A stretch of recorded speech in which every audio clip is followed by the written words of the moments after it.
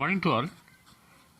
Today's chemistry chapter, that is gas laws, Boyle's law. Last class I have completed Boyle's law. Let me discuss what Boyle's law signifies. Next we will go discuss applications of Boyle's law. Next we will go to numerical. First of all, let's see what Boyle's law signifies. It signifies that gases are compressible. Gases are compressible means gas can be compressed. On increasing pressure on the gas, its volume decreases, no doubt. As the force exerted increases, molecules come closer and hence density increases. At constant temperature, the density of a gas is directly proportional to pressure. You have to memorize this important point. Next point is application of Boyle's law. What are the application? A balloon containing hydrogen or helium is partially filled when on the ground, but as it rises into the upper atmosphere, where atmospheric pressure is less, the gas expands. Flight of gas-filled balloons is based on Boyle's law, no doubt. Number 2 point, application. Mountaineers carry oxygen cylinders with them at high altitude. At high altitude, the atmospheric pressure is low. Hence, the air is less dense. Due to this, less oxygen is available for breathing. Therefore, they have to carry oxygen cylinder. These are the application of Boyle's law and what Boyle's law signifies. Completed. Next, I am going to do some numerical based on Boyle's law. Boyle's law equation is Pv equal to constant, P1 V1 equal to P2 V2. Question number 1. What pressure must be applied to a given sample of a gas in order to compress it to 3/4 of its original volume? 3/4 of its original volume. So according to Boyle's law, P1 V1 is equal to P2 V2. Substituting the values of the given data, P1 V1 equal to P2, V2 will be 3/4 of the original volume. Just V2 is replaced by 3/4 of V1.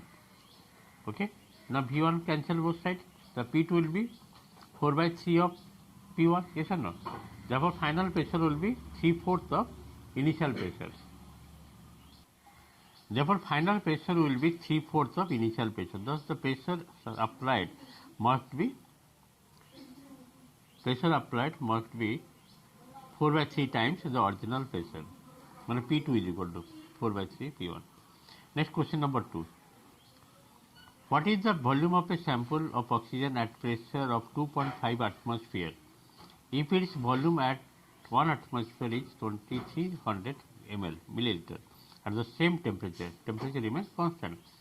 Then P1 given 1 atmosphere, P2 given 2.5 atmosphere, V1 given 2300 milliliter, V2 you have to find out final value. By applying Boyle's law, P1 V1 equal to P2 V2, therefore V2 equal to P1 V1 by P2. Put in the value of P1, that is 1.0 atmosphere, V1 2300 milliliter, divided by P2, that is 2.5 atmosphere, coming 920 milliliter. Therefore, the final volume of the gas will be 920 milliliter. Question number 3. The volume of a gas at constant temperature was found to be 500 milliliter when the pressure was 76 centimeter of mercury. If the pressure is decreased by 10%, you have to find out final pressure. 10% of 76 decrease. Find the new volume. Pressure decreased by 10% means that if the initial pressure is 100, then final pressure will be 90. If the initial pressure is 76, the final pressure will be 90 into 76 by 100. Just percentage calculation. Coming 68.4. Now put the values V1 500 milliliter, P1 76 centimeter of mercury, V2 you have to find out P2 68.4 centimeter. By Boyle's law, P1 V1 is equal to P2 V2, therefore V2 is equal to P1 V1 by P2. Putting these values P1 76, V1 500 and P2 68.4, after calculation it is coming 555.55 milliliter. In this way, this question also completed. Question number 4. The volume of a certain gas at constant temperature was found to be 500 milliliter.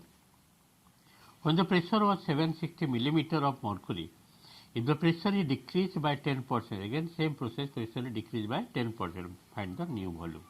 So first of all, you see in this question what is given.